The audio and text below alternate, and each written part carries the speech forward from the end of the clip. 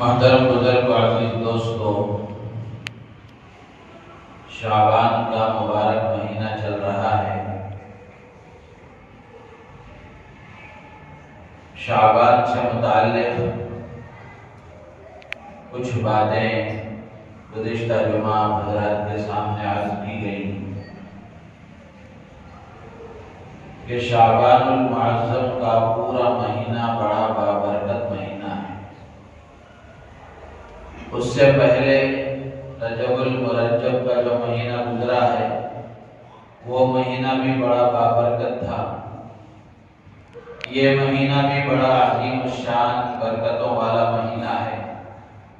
اس کے بعد رمضان المبارک کا مہینہ آنے والا ہے،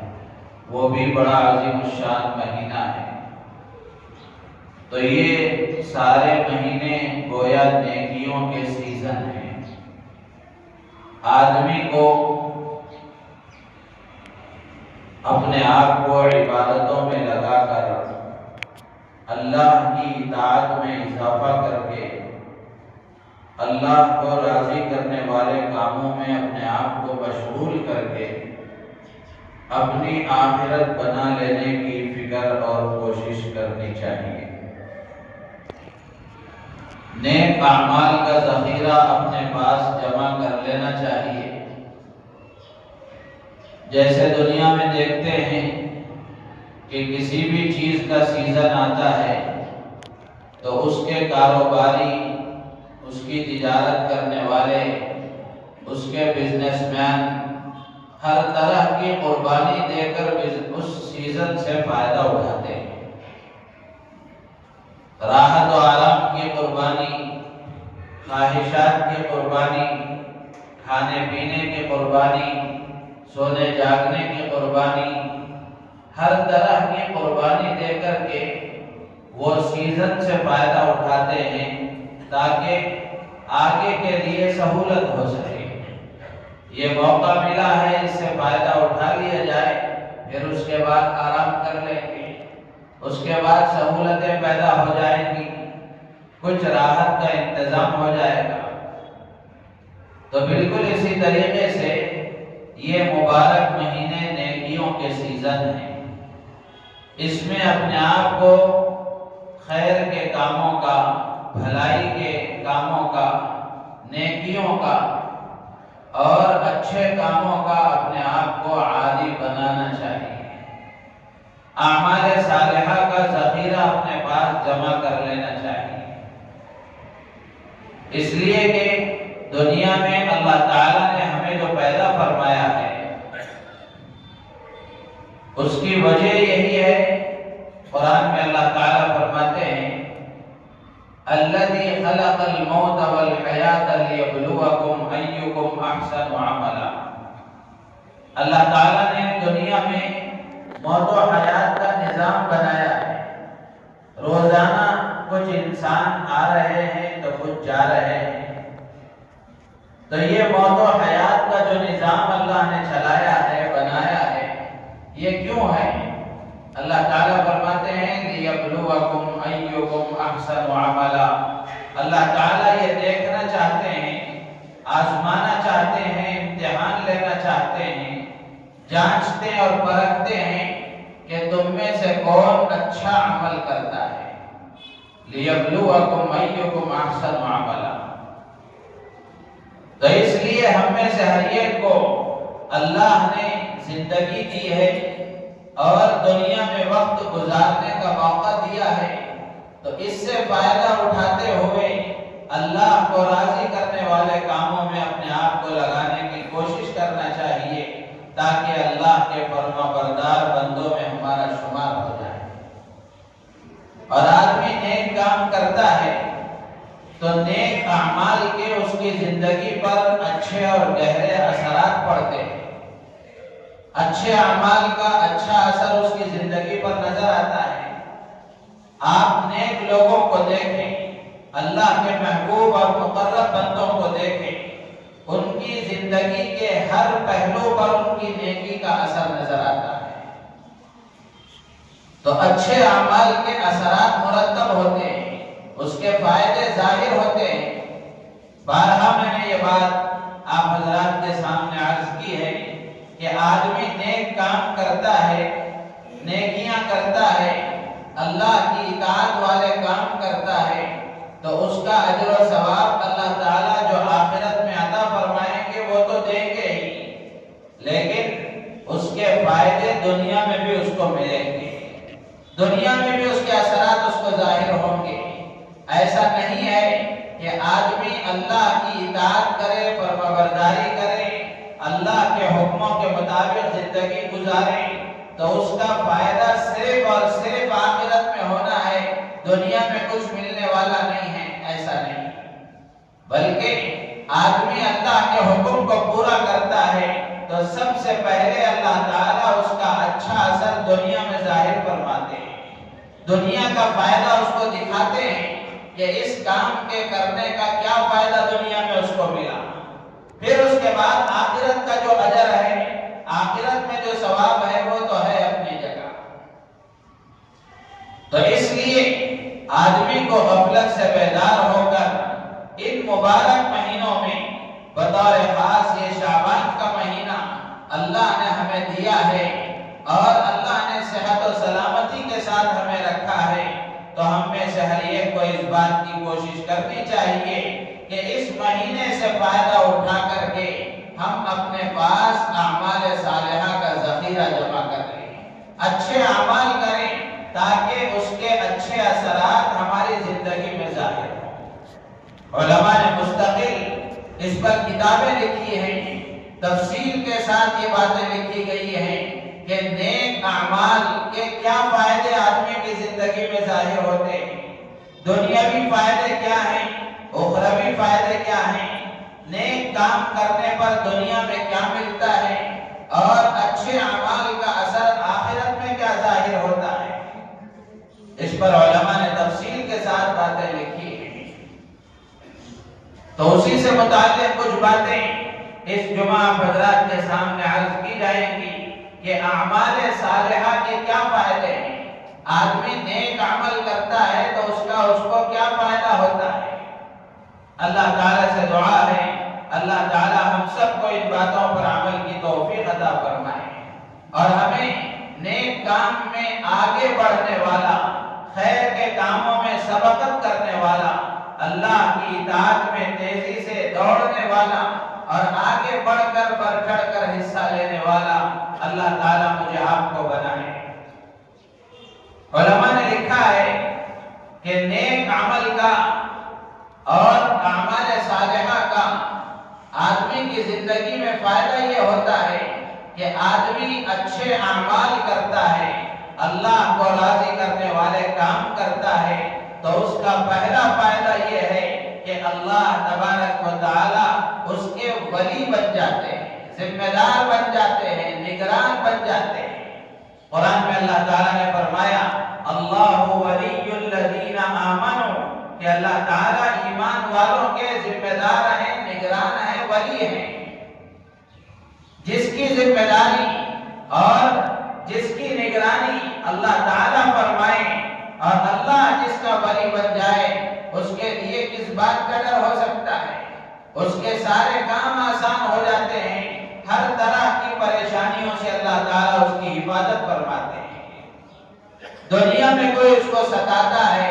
تکلیف دیتا ہے، اللہ کی طرف سے بڑی سخت وعید اور ڈانٹ اس پر آئی ہے۔ حدیث قدسی ہے، اللہ تعالیٰ خود فرماتے ہیں من عادى لي وليا فقد آذنته بالحرب، جو میرے کسی ولی کے ساتھ دشمنی رکھتا ہے، اس کو ستاتا ہے، تکلیف دیتا ہے، اللہ فرماتے ہیں کہ میں اس سے جنگ کا اعلان کرتا ہوں۔ کون اللہ سے جنگ کر سکتا ہے؟ کس کے اندر اللہ سے مقابلہ کرنے کی طاقت ہے؟ تو جو آدمی اپنے آپ کو نیک بنا لیتا ہے، اللہ کا ولی بنا لیتا ہے اور اپنے آپ کو اللہ کا فرما بردار بنا لیتا ہے، تو پھر اللہ تعالیٰ اس کے ولی بن جاتے ہیں، اس کے کاموں میں اللہ تعالیٰ مدد فرماتے ہیں، اس کے لیے سہولتوں کا انتظام فرماتے ہیں۔ آج ہم اپنی زندگیوں پر نظر ڈال کر کے دیکھیں، آدمی نہ جانے کس کس کو اپنا ذمہ دار بناتا ہے، کس کس کو اپنا نگران بناتا ہے، کس کس پر بھروسہ کر کے زندگی گزارتا ہے اور اس کے لیے اللہ کے حکموں کو چھوڑ دیتا ہے، اللہ کی نافرمانی کو برداشت کر لیتا ہے، اللہ کو ناراض کرنے پر آمادہ ہو جاتا ہے، جبکہ اس کے کاموں کے بننے کا راستہ، اس کی پریشانیوں کے دور ہونے کا راستہ اور اس کی بگڑی کے بننے کا راستہ یہ ہے کہ وہ اللہ کا فرما بردار بنے اور اپنے آپ کو اچھے کاموں کا عادی بنائے، نیک اعمال کرنے والا، نیکیوں میں آگے بڑھنے والا وہ بنے۔ تو اس لیے میرے عزیز دوستو بزرگوں، اللہ نے یہ مبارک مہینے ہمیں عطا فرمائے ہیں، تو ہم میں سے ہر ایک کو اس بات کی فکر اور کوشش کرنی چاہیے کہ ہم میں سے ہر ایک نیک کاموں میں آگے بڑھے، اعمال صالحہ میں سبقت کرے تاکہ اس کے فائدے ہماری زندگیوں میں ظاہر ہوں، اس کی برکتیں ہم اپنی آنکھوں سے دیکھ سکیں، اس کے اچھے اثرات ہم اپنی زندگیوں میں دیکھیں۔ جو زندگی ہماری گزر رہی تھی ان مبارک مہینوں سے پہلے، اب یہ مبارک مہینے شروع ہوئے ہیں تو کم سے کم ہماری زندگی میں تبدیلی آنی چاہیے، انقلاب نظر آنا چاہیے۔ پہلے کچھ تھوڑی پابندی تھی، اب اس میں کچھ اضافہ ہو گیا۔ جیسے گزشتہ جمعہ میں نے تفصیل کے ساتھ آپ کے سامنے بتایا کہ حضرات صحابہ کرام رضوان اللہ تعالی علیہم اجمعین، تابعین و تبع تابعین، سلف صالحین، بزرگان دین، اکابرین، ان کی زندگیوں کے نمونے، ان کے اقوال میں نے آپ کے سامنے پیش کیے تھے کہ شعبان کا مہینہ شروع ہوتا تو وہ اپنی عبادتوں میں اضافہ کرتے تھے۔ تو بالکل اسی طریقے سے ہماری عبادتوں میں بھی اضافہ ہونا چاہیے۔ اضافے کا مطلب یہ نہیں ہے کہ ظہر کی 4 رکعت فرض پڑھتے تھے تو فرض میں 2 اور بڑھا کر کے 6 رکعت پڑھ لیں۔ اس کا مطلب یہ ہے کہ ہم پہلے فرائض کے پابند تھے تو اب سنتوں کے بھی پابند ہو جائیں، سنتوں کے پابند تھے نوافل کے پابند ہو جائیں، نوافل کے بھی پابند تھے، دن کی نمازوں کے، دن کے نوافل کے پابند تھے، رات کی نمازوں کے اپنے آپ کو پابند بنائیں، قرآن کی تلاوت کا اپنے آپ کو پابند بنائیں، اللہ کے ذکر کا اہتمام کرنے والا اپنے آپ کو بنائیں۔ اس طرح خیر کے کاموں میں آگے بڑھنے اور اس میں اضافہ کرنے کی کوشش کریں، اس لیے کہ نیک اعمال جو ہم اپنی زندگیوں میں کرتے ہیں اس کا فائدہ ہماری اپنی ذات کو ہوتا ہے۔ اس لیے کہ یہ حقیقت اچھی طرح ہمارے ذہنوں میں بیٹھنی چاہیے کہ ہماری عبادتوں کا اللہ محتاج نہیں ہے، ہمارے سجدوں کا، ہماری نمازوں کا، ہمارے زکوٰۃ اور صدقہ خیرات کا اللہ محتاج نہیں ہے، بلکہ ہم نیک عمل کریں گے تو اس کی برکتوں کے ہم محتاج ہیں، اس کے اچھے اثرات کے ہم محتاج ہیں، اس پر ملنے والے اجر و ثواب کے ہم محتاج ہیں۔ آدمی کو جب یہ معلوم ہو جائے کہ یہ کام کریں گے تو اس میں میرا نفع ہے تو آدمی نفع کی لالچ میں آگے بڑھتا ہے، نفع کی لالچ میں آگے بڑھتا ہے۔ ذہنوں میں ہمارے یہ بیٹھا ہوا ہے کہ ہم نیک کام کریں گے، عبادت کریں گے تو پھر آخرت میں اس کا اجر و ثواب ملے گا، اس کا فائدہ آخرت میں ہوگا۔ اس لیے آدمی اللہ کی ذات پر، اللہ کے وعدوں پر اور اللہ کی وعیدوں پر یقین نہ ہونے کی وجہ سے نیک کاموں کو چھوڑ کر بھی زندگی گزار رہا ہے اور اعمال صالحہ کو چھوڑ کر بھی اس پر اس کا کوئی اثر مرتب نہیں ہو رہا ہے۔ تو اس لیے ہمیں اس بات کی کوشش کرنی چاہیے کہ ہم نیک کاموں میں اپنے آپ کو آگے بڑھائیں۔ تو یہ پہلا اثر اور پہلا فائدہ ہے نیک کاموں کا کہ جو آدمی اعمال صالحہ کا اہتمام کرتا ہے، نیک کاموں کو انجام دیتا ہے، خیر کے کاموں میں آگے بڑھتا ہے، اللہ تعالیٰ اس کے ولی بن جاتے ہیں، اللہ تعالیٰ اس کے ولی بن جاتے ہیں۔ اور دوسرا فائدہ علماء نے لکھا ہے کہ جو آدمی ایمان اور اعمال صالحہ کے ساتھ زندگی گزارتا ہے، نیک کام کرتا ہے، اپنے آپ کو اللہ کا فرما بردار بنا کر زندگی گزارتا ہے تو اللہ تبارک و تعالی دنیا میں لوگوں میں اس کی محبت پیدا فرما دیتے ہیں، محبوبیت اور مقبولیت اللہ تعالیٰ اسے عطا فرما دیتے ہیں۔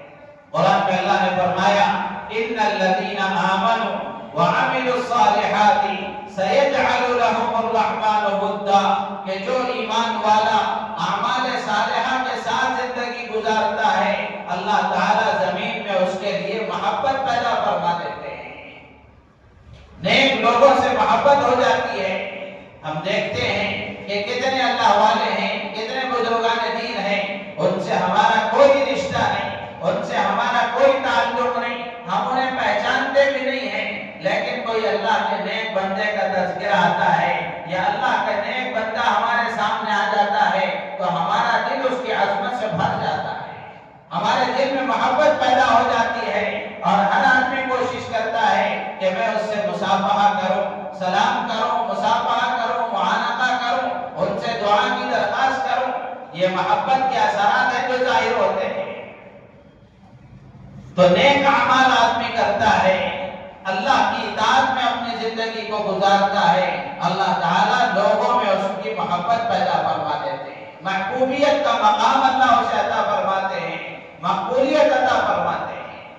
حدیث میں آتا ہے اللہ کے رسول علیہ السلام نے فرمایا کہ جب اللہ تعالیٰ کسی بندے سے محبت فرماتے ہیں تو حضرت جبرائیل امین علیہ السلام کو اللہ تعالیٰ بلا کر یہ کہتے ہیں کہ جبرائیل مجھے فلاں بندے سے محبت ہے، تم بھی اس سے محبت رکھو۔ پھر جبرائیل بھی اس سے محبت کرنے لگتے ہیں، پھر جبرائیل سارے آسمان والوں کے درمیان میں یہ اعلان کرتے ہیں کہ اللہ کو فلاں بندے سے محبت ہے، میں بھی اس سے محبت رکھتا ہوں، لہذا تم بھی اس سے محبت رکھو۔ سارے آسمان والے، سارے فرشتے اس سے محبت کرتے ہیں۔ پھر اس کے بعد اللہ کے نبی علیہ السلام فرماتے ہیں کہ روئے زمین پر اللہ تعالیٰ اس کی محبوبیت ڈال دیتے ہیں، لوگوں میں اس کی محبوبیت پیدا فرما دیتے ہیں۔ کیسے بے شمار واقعات ہیں، کتنے واقعات ایسے ہم کو مل جائیں گے۔ گجرات کے ایک عالم دین ہیں، انہوں نے اپنی کتاب میں لکھا ہے، 2017 کا واقعہ ہے، وہ حج کے سفر پر گئے تھے، میدان عرفات میں وقوف عرفہ کے لیے وہ اپنے خیمے میں تھے، تو ان کے خیمے کے سامنے مصریوں کا، یعنی مصر جو ملک ہے وہاں کے لوگوں کا خیمہ تھا۔ اس خیمے سے ایک مصری آدمی، بڑا لحیم اور شہیم خوبصورت آدمی، وہ مصری وہاں سے آیا، بڑا بااخلاق تھا۔ وہ کہتے ہیں کہ میرے پاس آیا، آ کر اس نے کہا، چونکہ جانتے تھے یہ ہندوستان والوں کے خیمے ہیں، آ کر اس نے کہا کہ تم حنفی ہو اور حنفی مسلک کے مطابق تمہاری یہاں نماز ہوتی ہے؟ تو عالم حدیث نے کہا کہ ہاں ہم حنفی ہیں اور حنفی مسلک کے مطابق یہاں نماز پڑھی جاتی ہے۔ تو وہ مصری آدمی ان کے ساتھ ٹھہر گیا اور پھر کچھ بات چیت ہوئی، آپس میں کچھ بات چیت ہوئی۔ مصری بڑی فصیح عربی بولتے ہیں، ان کی عربی بڑی بہترین ہوتی ہے۔ تو وہ عالم دین بتاتے ہیں کہ بات چیت شروع ہوئی تو سب سے پہلے جو اس نے سوال کیا بات چیت کے دوران، اس نے پوچھا، هل تعرف الشیخ ابراہیم الدولہ، کیا آپ مولانا ابراہیم دیولہ کو جانتے ہیں؟ تو انہوں نے کہا، نعم اعرفہ، ہاں میں ان کو پہچانتا ہوں، وہ ہمارے علاقے کے ہیں، حضرت بھی گجرات ہی کے رہنے والے ہیں۔ تو انہوں نے کہا کہ ہاں میں ان کو پہچانتا ہوں، جانتا ہوں، وہ ہمارے علاقے کے ہیں۔ تو پھر انہوں نے، مولانا نے ان سے سوال کیا، وَكَيْفَ تَعْرِفُهُ، آپ ان کو کیسے پہچانتے ہیں؟ آپ عرب کے رہنے والے ہیں، وہ ہندوستان کے رہنے والے ہیں، آپ کی ان سے پہچان کیسے؟ آپ ان کو کیسے پہچانتے ہیں؟ تو وہ عرب نے کہا کہ بات یہ ہے کہ میں نے مرکز میں 2 مہینے ان کی خدمت میں نے لگائے ہیں، 2 مہینے ان کی خدمت میں لگائے ہیں۔ پھر اس کے بعد اس نے کہا کہ رجل وهو شیخ کبیر ورجل صالح، حضرت کا تعارف کراتے ہوئے اس نے کہا کہ وہ بڑے اللہ والے ہیں اور نیک صفت انسان ہے، نیک صفت انسان ہے۔ تو میدان عرفات میں اس مقدس مقام پر وہ آدمی ان سے، مولانا سے کہتا ہے کہ میں نے 2 مہینے ان کی خدمت میں گزارے ہیں، وہ بڑے نیک آدمی، بڑے اللہ والے آدمی ہیں، میرے دل میں ان کی بڑی محبت اور قدر ہے۔ تو میرے عزیز و دوست و بزرگوں، جب آدمی اپنے آپ کو اللہ کے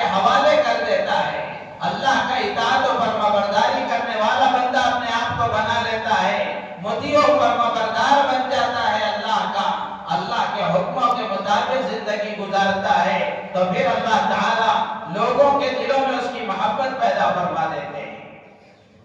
تو اس لیے یہ فائدہ ہے نیک کاموں کا کہ آدمی اچھے کام کرتا ہے، نیک اعمال کرتا ہے، لوگوں کے اندر اس کی قدر ہوتی ہے، لوگ اس کو اچھی نگاہ سے دیکھتے ہیں۔ آپ دیکھ لیں کہ کوئی آدمی 5 وقت کا نمازی ہے، 5 وقت نماز پابندی کے ساتھ پڑھنے والا ہے، اس کی زبان کے بول اچھے ہیں، اس کا لین دین اچھا ہے، اس کے معاملات اچھے ہیں، اس کی معاشرتی زندگی اچھی ہے، اس کے اخلاق اچھے ہیں، تو لوگ بڑی عظمت سے اس کو دیکھتے ہیں، بڑی عظمت سے اس کو دیکھتے ہیں اور اس کی محبت اپنے دل میں رکھتے ہیں۔ تو اس لیے اپنے آپ کو نیک کاموں کا عادی بنانا، خیر کے کاموں کا عادی بنائیں گے تو اللہ تعالیٰ دنیا میں محبوبیت اور مقبولیت عطا فرمائیں گے۔ یہ دوسرا فائدہ ہے۔ تیسرا فائدہ علماء نے لکھا ہے کہ آدمی اگر اپنے آپ کو اللہ کی اطاعت میں لگاتا ہے، خیر کے کاموں میں لگاتا ہے اور اپنی زندگی اللہ کے حکم کے مطابق گزارتا ہے، اللہ تبارک و تعالیٰ نے فرمایا کہ اللہ تعالیٰ اسے حیات طیبہ عطا فرمائیں گے، خوشگوار زندگی عطا فرمائیں گے، دنیا اور آخرت کی سعادت اور کامیابی عطا فرمائیں گے، پاکیزہ زندگی اللہ تعالیٰ اسے عطا فرمائیں گے۔ قرآن میں اللہ تعالیٰ نے فرمایا من عمل صالحا من ذکر او انثى وهو مؤمن فلنحيينه حیاتا طیبہ، کہ جو ایمان والا مرد ہو کہ عورت ہو اعمال صالحہ کے ساتھ اللہ کی فرمانبرداری کے ساتھ زندگی گزارتے ہیں، اللہ تبارک و تعالیٰ انہیں حیات طیبہ عطا فرماتے ہیں، خوشگوار زندگی عطا فرماتے ہیں، پاکیزہ زندگی عطا فرماتے ہیں۔ یہ حیات طیبہ سے کیا مراد ہے؟ مفسرین کے مختلف اقوال ہیں، مختلف اس کی تفسیریں لکھی گئی ہیں۔ ایک تفسیر میں لکھا ہے کہ حیات طیبہ سے مراد یہ ہے کہ اللہ تعالیٰ اس کو حلال روزی عطا فرمائے۔ جو آدمی نیک کام کرتا ہے، اللہ کی اطاعت کے مطابق زندگی گزارتا ہے، اللہ تعالیٰ اسے حلال روزی عطا فرمائے۔ ایک تفسیر میں آتا ہے کہ حیات طیبہ سے مراد یہ ہے کہ اللہ تعالیٰ اس کو قناعت کی صفت سے متصف فرمائیں گے،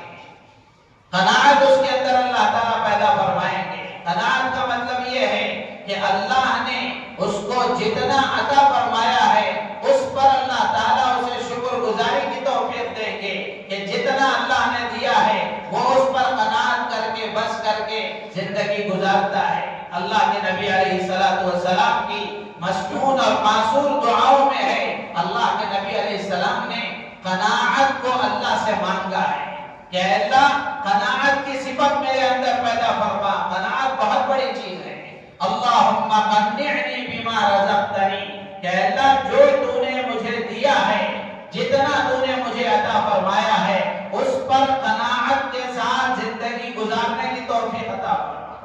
آج جو انسان پریشان ہے، بلا ضرورت مال بڑھانے کی چکر، بلا ضرورت بزنس بڑھانے کی چکر، بغیر ضرورت کے آدمی اپنا کاروبار بڑھانے کی چکر میں اور مزید حاصل کرنے کی چکر میں پریشان ہے۔ ضرورتیں اللہ تعالیٰ پوری فرما رہے ہیں، اس سے زیادہ اور کمانے کی حرص، اس سے زیادہ اور مال حاصل کرنے کا جذبہ اس نے آدمی کو پریشان اور بے چین کر رکھا ہے۔ تو قناعت اللہ تعالیٰ اس کو عطا فرما دیں گے، اور جس کو قناعت نصیب ہو جاتی ہے اس کی زبان پر کبھی حرف شکایت آیا نہیں کرتا، اس لیے کہ جو اللہ نے اس کو دیا ہے وہ اس پر راضی رہتا ہے کہ اللہ جو تو نے مجھے دیا ہے اس پر میں راضی ہوں۔ تو حیات طیبہ سے مراد یہ ہے کہ اللہ تعالیٰ اس کو قناعت عطا فرما دیں گے۔ قناعت بہت بڑی دولت ہے، اس پر مستقل ایک مضمون کے ساتھ بات کی جا سکتی ہے۔ تو قناعت اللہ تعالیٰ عطا فرما دیں گے۔ اور بعض علماء نے لکھا ہے کہ قناعت سے مراد یہ ہے کہ اللہ تعالیٰ اسے اپنی حیات طیبہ سے مراد یہ ہے کہ اللہ تعالیٰ اسے اپنی معرفت عطا فرمائیں گے۔ ایک اور تفسیر میں آتا ہے کہ حیات طیبہ سے مراد یہ ہے کہ اللہ تعالیٰ اسے مخلوق سے بے نیازی عطا فرمائیں گے، کہ اس کو کسی کی حاجت اور ضرورت ضرورت نہیں ہوتی، بلکہ وہ مخلوق سے بے نیاز ہو کر اللہ کا محتاج بن کر زندگی گزارتا ہے۔ تو میرے عزیز و دوست بزرگوں، یہ نیک عمل کا فائدہ ہے، عمل صالح کا فائدہ ہے کہ جو نیک عمل کرتا ہے اللہ تعالیٰ اسے حیات طیبہ عطا فرماتے ہیں۔ حضرت اقدس تھانوی رحمۃ اللہ علیہ نے اپنی مشہور تفسیر بیان القرآن میں لکھا ہے کہ حیات طیبہ کا یہ مطلب نہیں ہے کہ اللہ تعالیٰ اسے کسی پریشانی میں مبتلا نہیں کریں گے، اس پر فقر و فاقہ نہیں آئے گا، پریشانیاں نہیں آئیں گی، یہ مطلب نہیں ہے، بلکہ اللہ تعالیٰ اس کے دل میں ایک ایسا نور پیدا فرما دیں گے کہ اس پر حالات آئیں گے، پریشانیاں آئیں گی، تنگیاں آئیں گی، تو وہ نور اللہ تعالیٰ اس کے دل میں ایسا پیدا فرما دیں گے کہ اس نور کی وجہ سے وہ اللہ کا شکر گزار بن کر زندگی گزارے گا اور اللہ کی طرف سے آنے والے حالات پر، پریشانیوں پر صبر کرنے والا بن کر زندگی گزارے گا۔ یعنی خلاصے کے طور پر بات کہی جائے تو حیات طیبہ کا مطلب یہ ہے کہ اللہ تعالیٰ اسے چین و سکون والی، عافیت والی زندگی عطا فرمائیں گے۔ اس پر اگر پریشانیاں اس کے مقدر میں ہوں، تنگیاں اس کے مقدر میں ہوں، اللہ نے تقدیر میں لکھ رکھا ہے، تو اس پر وہ پریشانیاں آئیں، اللہ تعالیٰ اس کو اتنا حوصلہ عطا فرمائیں گے اور اتنی ہمت عطا فرمائیں گے کہ وہ صبر کے ساتھ، برداشت کے ساتھ زندگی گزار لے گا۔ آپ دیکھ لیں کتنے اللہ والے ہیں، کئی طرح کی بیماریوں میں مبتلا ہیں، لیکن بھولے سے بھی ان کی زبان پر کوئی حرف شکایت نہیں آتا، بھولے سے بھی ان کی زبان پر کوئی حرف شکایت نہیں آتا۔ کتنی ہی پریشانیاں ان پر کیوں نہ آ جائیں، وہ اس کو برداشت کر لیتے ہیں۔ بلکہ کسی بزرگ کے بارے میں بہت پہلے میں نے پڑھا تھا کہ ان پر کوئی حالات آتے تو وہ یہ کہتے کہ یہ میرے اللہ کی طرف سے آئے ہیں، میں اس کو کیوں ٹھکراؤں۔ تو اس لیے میرے عزیز و دوست و بزرگوں، یہ تیسرا فائدہ ہے کہ جو آدمی نیک اعمال کے ساتھ زندگی گزارتا ہے، اللہ کی اطاعت و فرمانبرداری کے ساتھ زندگی گزارتا ہے، اللہ تعالیٰ اسے حیات طیبہ عطا فرماتے ہیں۔ اور بھی علماء نے اس کے فائدے لکھے ہیں، بقیہ باتیں اگلی جمعات کی جائیں گی۔ اللہ تعالیٰ سے دعا ہے اللہ تعالیٰ ہم سب کو ان باتوں پر عمل کی توفیق عطا فرمائے۔ ان مبارک مہینوں میں اپنے آپ کو خیر کے کاموں کا اور نیکیوں کا عادی بنانے کی اللہ تعالیٰ ہمیں توفیق عطا فرمائے اور اپنی عبادتوں میں اضافہ کرنے کی اللہ تعالیٰ مجھے آپ کو پوری امت مسلمہ کو توفیق عطا فرمائے۔ آمین وآخر دعوانا ان الحمد للہ رب العالمین۔